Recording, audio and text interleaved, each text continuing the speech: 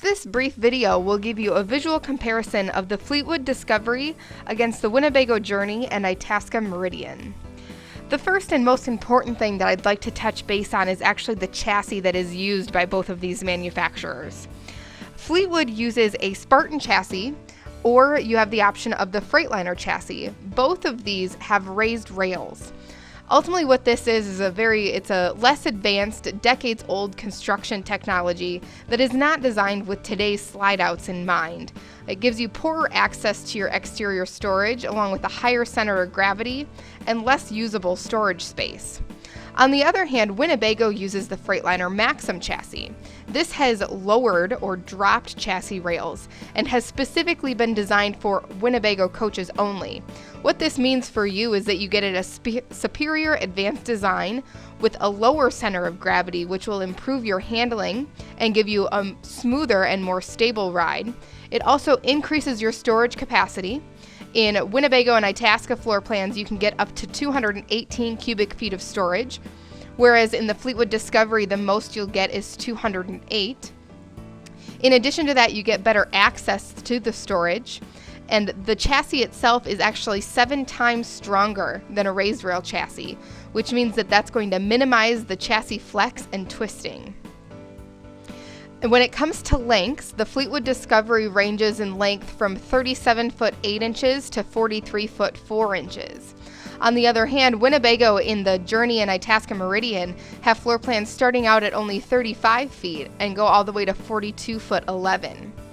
As we take a look at the passenger side, one of the things we want to point out is actually the awning that's been being used. Fleetwood Discovery uses a Dometic awning, whereas Winnebago uses the upgraded Carefree awning that has thicker and stronger awning arms. In addition to that, as we take a look at the tires, both Fleetwood and Winnebago both use 22.5-inch tires.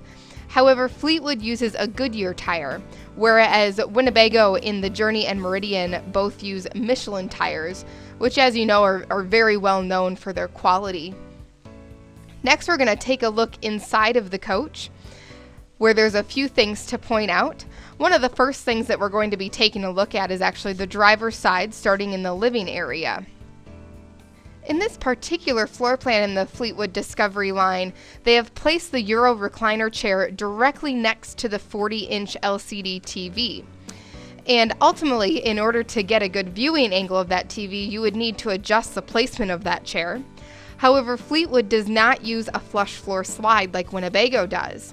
So what that means is when you try to adjust the location of that chair, as you can see here, you're going to tip off of that raised slide, really limiting the amount of flexibility that you have with the location of that chair. As we swing around here, we're going to take a look at the dinette.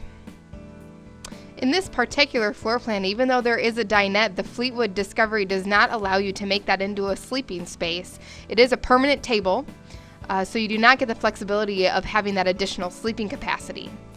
As you can see here, as Jason's pointing out with the fantastic vent that's on the ceiling, when your slide room is in, that will be completely closed off, so you would not be able to use that vent if you did need to leave your slide rooms in. We're going to take a look back here through the coach, and you can see that Fleetwood uses a Whirlpool stacked washer and dryer, which is ultimately more outdated and does not have the same reputation with quality and performance as the Splendid stacked washer and dryer that Winnebago uses. Taking a look back into the bathroom, we're going to look in the shower, which, as you can see, has a fairly low clearance. When you are stepping in and out of that, it's very likely that you may hit your head a few times before you get used to that low clearance level.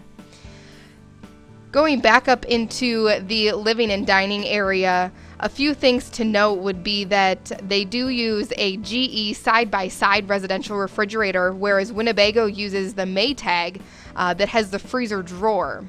As you take a look at the pantry here, these are wooden pantry shelves, whereas Winnebago floor plans will use the pull-outs pantry that's on gliders. So we take a look through the cab. The primary thing to take note of is the very wide pillars on the side of the windshield that will obstruct your view quite a bit while driving and create a very large blind spot.